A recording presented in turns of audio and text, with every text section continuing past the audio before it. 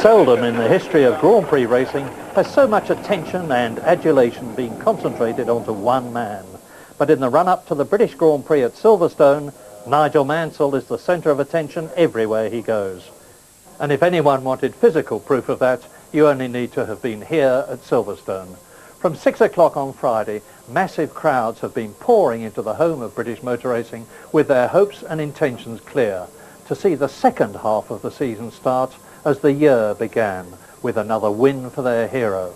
For them and for Mansell, this is the race that matters most, and Silverstone is where Nigel really shines.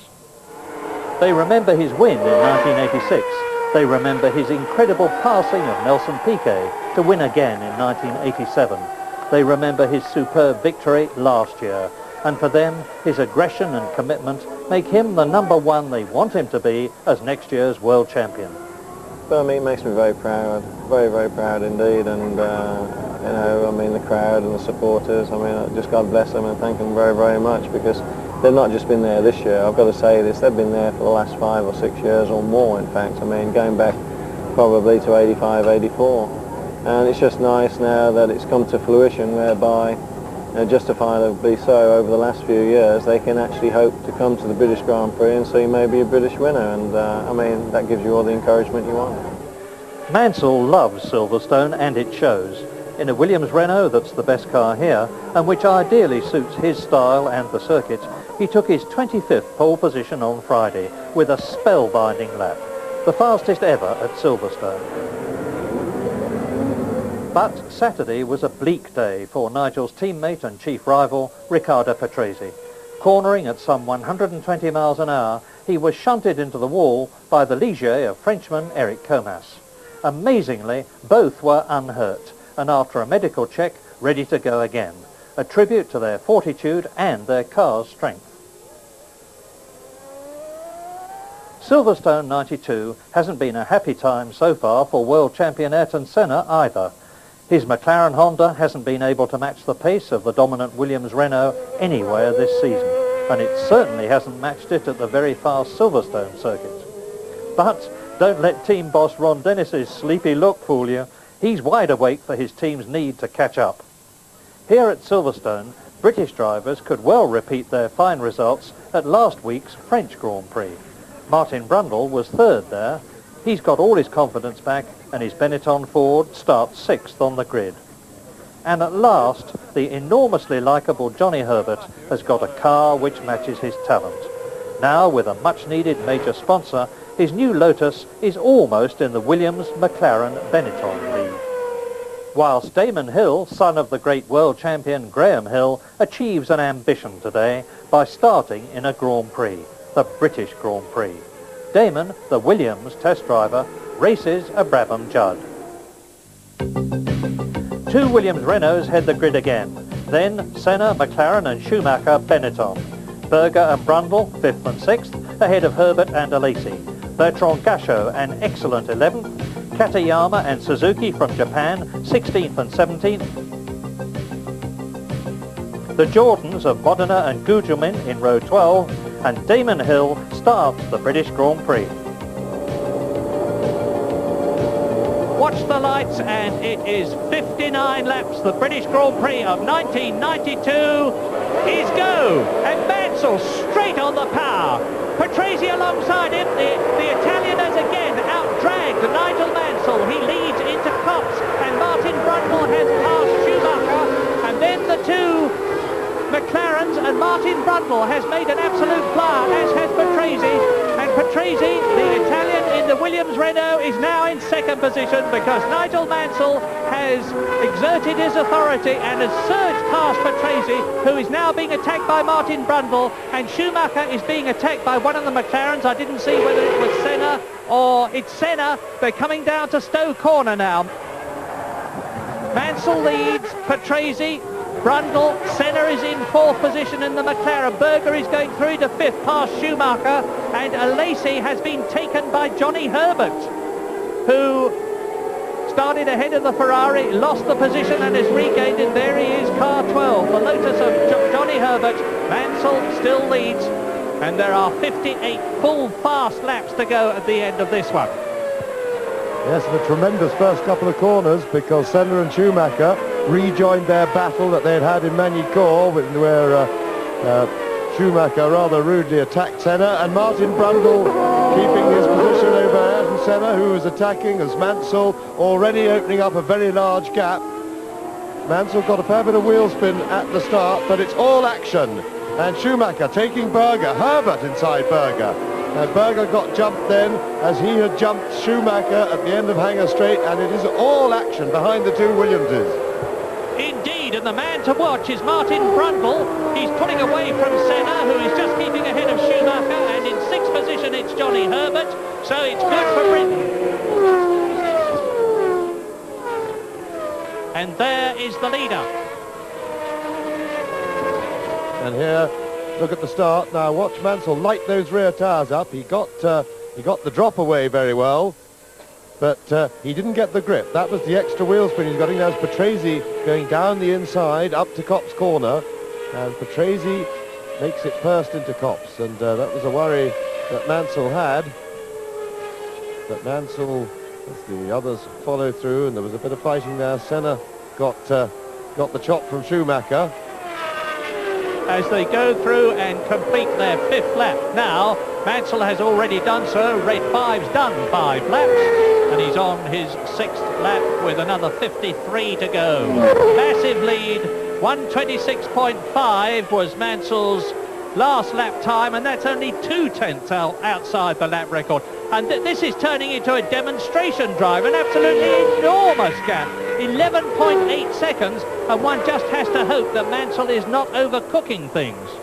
As we ride with Nigel Mansell, you see his helmet just on the left-hand side. That is Beckett's corner. Now into those 4.5 G corners, the right, left, at Beckett's itself, round Chapel Curve, doing about 150 miles an hour down the fastest part of the course. Well, equal fastest. He's doing 190 miles an hour here as he goes into Stowe Corner, whacks it back into 5th gear, round Stowe at 100 miles an hour, swing left into the Vale, a little dip here. Now there's a short climb into another left-hander, 2nd gear, which leads into the 3rd gear, right-hander at Club Corner. From 3rd to 4th to 5th to 6th, almost as quickly as you can say it. Up to Abbey Curve, the left-hander ahead of us at 180 miles an hour.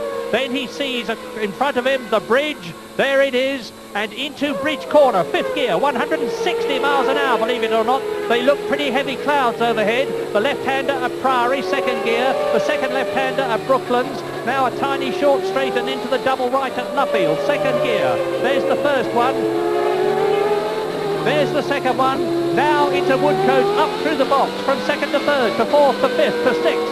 And exit Woodcote and into the start and finish straight over the line to complete another lap into Copse at 180 miles an hour. Brundle going extremely well in 3rd place, made a great start. He got the power down better than anybody else at the front of the grid, got him into 3rd place, into the first corner, and he's looked very comfortable there, and very much as if it belongs to him at the moment. And Martin Brundle has got his confidence back. I was talking to Eddie Jordan, for whom Martin used to drive in Formula 3 earlier on today, and he reminded me that Martin Brundle had beaten Ayrton Senna 9 times in Formula 3 in 1983. Well, he's ahead of him at the moment, and he's showing every sign of staying there.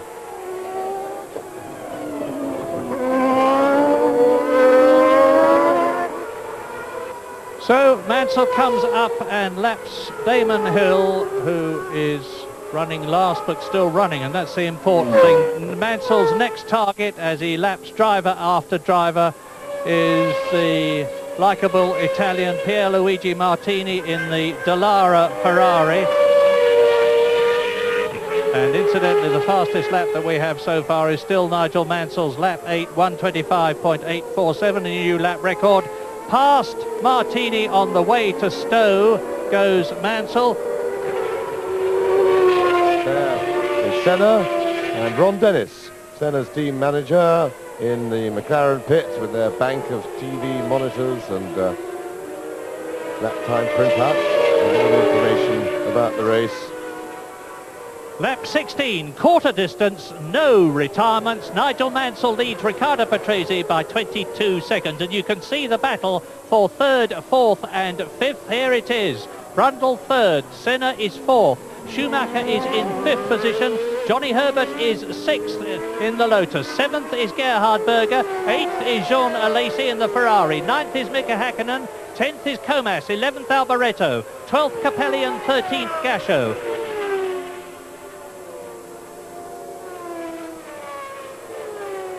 And that's the battle behind. That's Gerhard Berger, Alesi and Mika Hakkinen. Mika Hakkinen, Johnny Herbert we see through the picture now. That's Johnny Herbert in the leading Lotus in 6th place. Trustow corner. And Lotus really seem to be on a revival. The team has got a new car. They've got two of the most talented young drivers, up-and-coming drivers in the business. Mika Hakkinen, Johnny Herbert we know a lot about. Mika Hakkinen won the Formula 3 championship a couple of years ago in very much the style that Ayrton Senna did. Mansell just slicing through the traffic with the greatest of ease, and here is the real battle. Now Ayrton Senna is doing what you'd expect of a really experienced driver. He is homed in on Martin Brundle because they're getting amongst the traffic. And there is Patrese going through in the lead. With the traffic they've caught up a bit. I think that was Pierluigi Martini he was about to lap. But Senna is getting himself placed, ready to pounce if there's any sort of confusion caused by the traffic, and Brundle has any sort of gets delayed at all. Remember, the lead car is the man in the hot seat because he can only lose his place. And Senna trying to get inside Martin Brundle in the infield, and that looked a little bit optimistic to me. Maybe he thought Martin was a little early on the brakes, and there's traffic ahead. And of course, looking behind, we mustn't forget that Michael Schumacher has closed up, and Senna will be having to use all of his very considerable senses here because he's got to watch his back as well as his front. So he will be having 360-degree vision and senses all the time at the moment. And he'll be pleased for that little bit of respite. Schumacher having to go the long way round and slightly delayed. And Senna will be very happy for that because that allows him just for probably half a lap to really concentrate totally on Martin Brundle with a slight breathing space.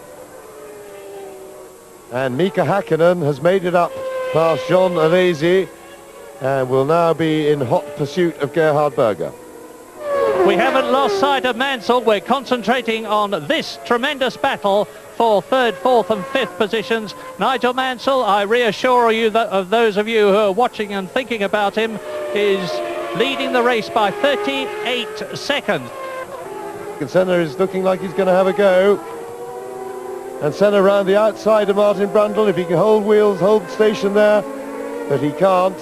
Well driven Martin Brundle. He didn't lose his nerve. He's held on, but the problem Senna has got is that the Benettons have been very quick on the straight with their latest Ford engine in the car. They were quick in qualifying and practice, and it's quite clear the engine is very powerful because Senna is not a match for the Benetton on the straight. But as you watch this battle for third position in the pit lane with a report, Jonathan Palmer. Yes, Murray, Nigel Mansell is going to receive the in sign on his pit board the next time he comes by. He's got a 38-second lead, and that'll be very comfortable to make a pit stop for tyres, I think. As Gerhard Berger goes in, he is down the order at the present moment because Berger was in 7th position as he went through. So now I can see Mansell. I'm looking across the track and you're looking at Gerhard Berger as Mansell is coming into the pit lane. I'm watching him now, and so are you. Nigel Mansell leading by 39 seconds, completing his 29th lap in this 59-lap race. Can come in and he can take all the time in the world to change his tyres because it should take about 8 seconds for a good stop. He more or less coasts in. Now, I say again, with a lead like he's got, What they need to make sure is those wheel nuts are done up tight, because he's had problems with them in the past. Nigel Mansell emerges still in the lead with after an 11.7 seconds stop, and he will go through before Riccardo Patrese passes the start and finish line. He's doing it now. He's just out. Patrese is not far behind, but that was a very, very well judged pit stop by both Nigel Mansell and the Williams team. They took their time. They've rushed them in the past. They've learnt from that. There was no hurry, and a very conservative, sensible stop.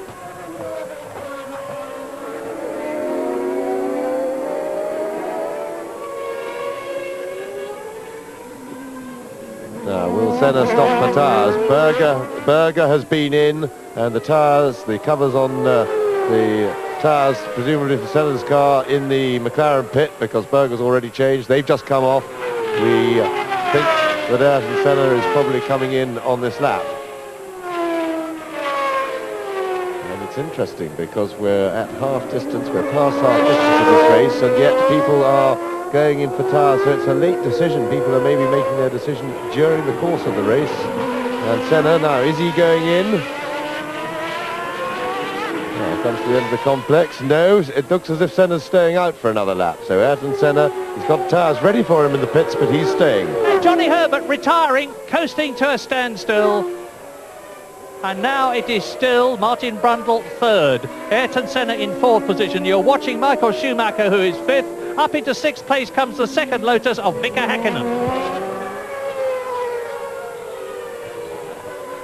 And we've just heard from the pits that Patrese is being hung a signal saying Mansell tyres okay, and that is almost certainly why Senna are staying out. They don't need necessarily to hang a board. They could have been doing it over the radio, as I suggested they would be, discussing the state, because one car from each team has gone in, and they know, having looked at Mansell's tyres, that by that they mean that Mansell's tyres could have done the second half of the race just fine. That is Patrese. Martin Brundle is in third position. It's Schumacher who's just gone into the pits, and you can see the Benetton now, and he's going to lose his fifth position almost certainly to Mika Häkkinen. Well, not necessarily, because that's a super stop, and Schumacher is sprinting down the pit lane into his 34th lap. And Mansell on new tyres leads by 11 seconds, and Alesi is in now. And that is Alesi, and he's away again, under 7 seconds for the Ferrari stop. It's a little bit panicky, but they certainly got him away quickly. So suddenly a spate of pit stops, and I suspect Senna will have the same information that Riccardo Patrese got. Of course, remember, Patrese won't, the Williams drivers don't have to push so hard. And Jonathan has Johnny Herbert retired, of course, down in the pits. Johnny, that was an absolutely fantastic sixth place you were running in. The Lotus clearly going well, and you making brilliant use of it. But what happened? Well, as you say, the car, we're making progress all the time. We've got ahead of the Ferraris.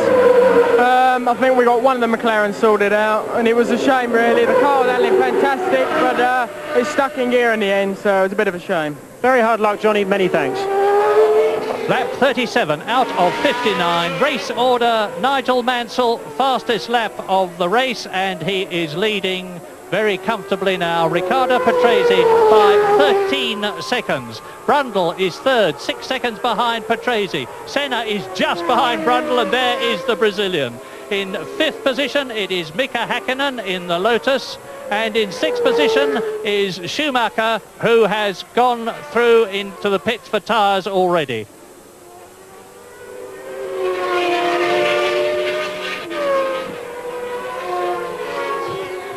Now, I have in the box with me the great three-times world champion Jackie Stewart. It looks as though you're in danger of losing your honour of the highest number of wins by a British driver, 27 to Nigel Mansell. Murray, I'm absolutely sure of it. Nigel's got the race totally by the scruff of the neck. He's controlling the pace that he wants to drive at. He's driving a very well calculated race. I take my hat off to him if he does succeed today in getting 28 victories. I'll be the loudest applauder up here in the tower. I think he's done a very good job, and I congratulate him. So far, I am a racing driver, and as James and you know, you can never think of things like that until they actually happen. And this is a replay now at Priory. Schumacher and Stefano Modena in his Jordan, and being lapped by... Oh, and Schumacher locked up there. Schumacher seemed to get in a mess. We couldn't really see from that angle. I think Schumacher locked up first, then there was contact, and that is a bit as Schumacher stopped. And Modena will be livid, because exactly the same thing happened in France after the second start. At the first start, Michael Schumacher T-boned Ayrton Senna's McLaren, and at the second start, after 18 laps of the French Grand Prix, Schumacher made contact and went out of the race with Stefano Modena, who managed to carry on in his Jordan Yamaha. But to say that the Italian was not best pleased would be a masterpiece of understatement. And that looks like a Lazy who has parked his Ferrari. It looks as if it's been routinely parked. Although not a routine he'd like to go through again, because it means he's out of the race very much. And Stefano Modena, oh dear, it looks like another awful race for Eddie Jordan's team, because that's Stefano Modena coming in to retire to join John Alesi, Maurizio Gugelmin, his teammate. So both the Jordans are out, Johnny Herbert out of course, and Riccardo Patrese holding that second place behind Nigel Mansell and ahead of Brundle. Yes, and Modena's Jordan really, it looked like the accident damage or the contact damage from the incident with Schumacher was responsible for that. The radiators looked to be damaged, and that would lead to a pretty quick engine blow up. And that's Mika Hakkinen. Mika Hakkinen in fifth place with Gerhard Berger breathing right down his neck, and Schumacher right behind. And look, it couldn't be closer now. And Berger's getting ready to try and dart through and take the position, and this time he times it beautifully. Up into fifth position, displacing Mika Hakkinen, who's now got a problem with Michael Schumacher, who's going for it. And of course, Hakkinen will have been pushed slightly offline there. He will have lost a little bit of momentum. And as you see from the caption, there's 10 laps to go for Nigel Mansell, between him and his 7th victory of 1992 to increase it. And Schumacher goes for it, and he's through. The Benetton is up into the points again. So both the Benettons are in the points. Brundle third, Schumacher sixth. Before I had a chance to say it, the superior power of the works Cosworth engine, Ford Cosworth engine in Schumacher's car was always going to be too much for Mika Hakkinen once he hadn't got the protection of Berger's McLaren behind him. And Senna stops. Ayrton Senna is retiring from yet another Grand Prix. 5 times already this year he has failed to finish, and this makes the 6th time that the Brazilian 3 times world champion goes out of the race.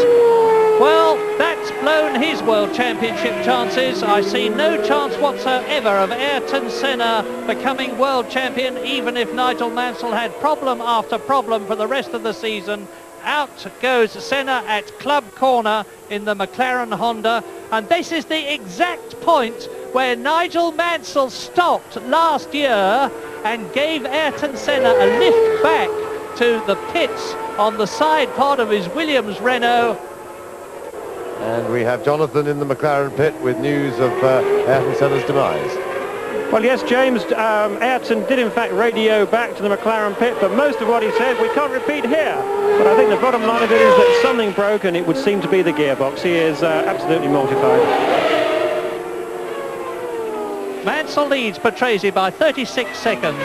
Brundle is a long way behind Patrese. Berger is 4th. Schumacher is 5th. Hakkinen is 6th. Alboreto is 7th. And Eric Comas is in 8th position as Mansell comes up to start what will surely be his victorious lap at Silverstone for the 4th time. So he's coming up now to catch and to lap Damon Hill, his fellow Englishman, who is going to finish, and Mansell is on his last lap as I speak to you now. And Nigel Mansell on his last lap now. and this will be, assuming he makes it round, we have to assume that now, his 28th Grand Prix win, which will surpass the record of the great Jackie Stewart, who was, in my opinion, one of, if not the greatest driver of all time. But don't be fooled, it's not a full comparison. Jackie also won 3 World Championships already in his 27 wins in many fewer races, but this is a fantastic performance by Nigel Mansell. He has persevered for the years, and he is now the leading British driver in terms of Grand Prix wins of all time. And what a place to do it for him. Silverstone, he's done it magnificently and in great style. But at the end of the day, this has been another very easy win for Mansell. He's managed it well, he's done everything he has to do, but the car has carried him to a great success with the fading challenge from his own teammate Riccardo Patrese. And Mansell now set fair to win the World Championship. They love him and he loves them. And Nigel Mansell comes out of Luffield 1 into Luffield 2, which is the last corner but one. They're breaking ranks, the Union Jacks are waving, and Nigel Mansell wins the 1992 British Grand Prix in terrific style. Hands off the wheel. He sees the opportunity to become the world champion getting greater and greater as he completes that winning lap, and is now on his wind-down lap. Now the tradition, and it's not one I approve of, to be quite honest with you, as Patrese comes through in second place, is for the crowd to go onto the course as they do in Le Mans. And that's very dangerous, of course, because there are drivers a lap or so behind the leaders who are still going at racing speed. But Riccardo Patrese is going to finish in second place to make it the 6th, first and second for the Williams team in 1992. Mansell then, there he is, and there is the pit. And coming through is Michael Schumacher, who has passed Gerhard Berger. Michael Schumacher is going to finish behind his teammate. There's Berger, he's blown the Honda V12 engine. Mansell wins, Patrese second. The Benettons of Brundle and Schumacher move ahead of McLaren in the Constructors' Championship as Schumacher dramatically takes Berger on the last corner as the Honda engine in the McLaren blows. And Gerhard Berger finishes in 5th position, and Nigel Mansell, now let's see, as he is followed very, very appropriately by Damon Hill, who has just finished his first Grand Prix. Englishman leads on the track there, and Englishman follows in his wheel tracks, and you can see how happy Nigel Mansell is. Now, is Mansell going to stop and offer for the second year in succession a lift to Ayrton Senna? The answer is no, because Ayrton Senna has already gone back. I imagine he wouldn't be too keen on doing it a second year in succession, and he would have thought of that just as I did. And they're seeing now their hero come through. If he gets back to the pitch through this lot, I think he will be doing extremely well. What a wonderful sight. This is Nigel's 7th win of 1992. It raises his World Championship points score to 76.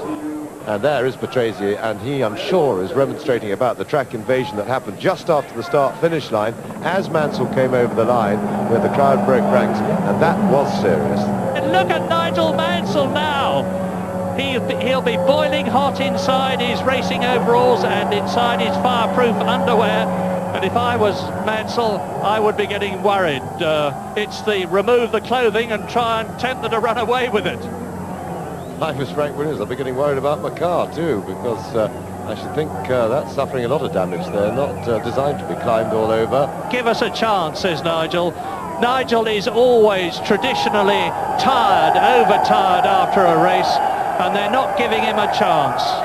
You can understand how they feel, but I would not at all like to be in Nigel Mansell's position at the moment, because crowds can...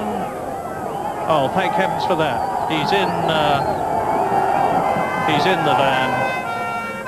As you look at Martin Brundle driving in after a magnificent drive. His second successive third place, first in France and now a week later in Silverstone.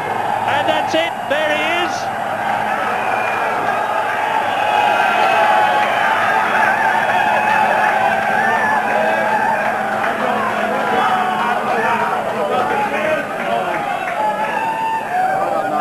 Anything was, I was worried about getting back to the pits, and I mean, I had to slow down so much because they were blocking the track, and actually ran one person over, and he was a very big man, but we were only going a few miles an hour, but oh, he loved it. But anyway, I hope you're not hurt too bad. You got up and sort of picked me up, so many apologies for that. But the car, we just had to leave the car at club. There was no way through.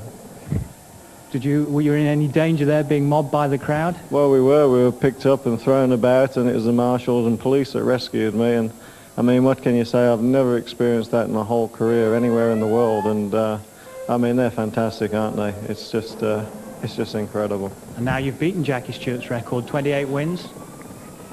Yeah, I mean, that hasn't sunk in yet. And I mean, Jackie being the tremendous man he is and sportsman, when he sent me that telegram, he said he didn't expect me to be a member of the club too long, but I didn't expect to sort of beat it the next race. And but for me, you know, it's just a credit to the team and Renault, of course, who's given us the machinery to be able to achieve this. Was that a precautionary tyre stop? Yeah, we planned it, and you know, and then I was able to then sort of choose the pace that I wanted to sort of go. But I mean, I had a few little moments with coming up with people, and they didn't see me. But other than that, it was a great race. Nigel, I know you won't be drawn on the World Championship, but with continued success like this, you must have the odd sneaky thought that this could be my year. No, not really. I've been in the game too long. I've been in the game too long. I'm glad Ricardo is laughing, but I mean, to be so close like I was in '86 and have it robbed with 16 laps to go, I'm not going to count on anything until it's in the bag. I think here again we did a fantastic job, and I think I don't know what to say. Let's hope that we go on like that, and that is marvelous. Another great start from you alongside Nigel at the beginning. Yes, I started well. Nigel maybe had too much wheel spin, I don't know, and then anyway it was another league today. Congratulations to him. It seemed like old times scrapping with old Senepod round Silverstone. I really enjoyed it. The car was absolutely fantastic. Not a single problem the whole race. Obviously got held up behind, I think Damien it was, and Ayrton just shot through. But then he failed on the same lap anyway, which I can't say anything other than that I smiled quite a lot, I have to say. Then I just cruised to the finish. I took a gamble to run not so much downforce on the car to keep me fast in a straight line, but that meant my tyres went away a little bit faster than Ayrton, so he was pushing me quite hard, but I didn't buckle under the pressure, and I'm very pleased. Celebrations tonight, and if I'm going to dedicate the most historic win, obviously in my career and in the history of Great Britain in Formula One, I dedicate it to the fans out there. They are just unbelievable. So, in front of the biggest crowd ever at a British Grand Prix, the King of Silverstone does it again. Victory for the fourth time to Nigel Mansell, ahead of his Williams-Renault teammate Riccardo Patrese. A great race for Britain, with Martin Brundle third and his teammate Michael Schumacher fourth. Berger fifth, but only just with a blown engine, and Mika Häkkinen a great sixth for Lotus. Now Mansell leads Patrese by 36 points in the championship, with Schumacher third as Berger moves ahead of Senna to fourth and Brundle passes Alesi to sixth. That was the sixth 1-2 this year for Williams, whose Constructors' Championship lead is now 74 points. But it's Benetton who follow them now, 4 points ahead of McLaren. Last year, Nigel Mansell won 3 successive races in France, Britain and Germany. It's the German Grand Prix in 2 weeks' time. So, will he do the hat-trick again? You can see on BBC television.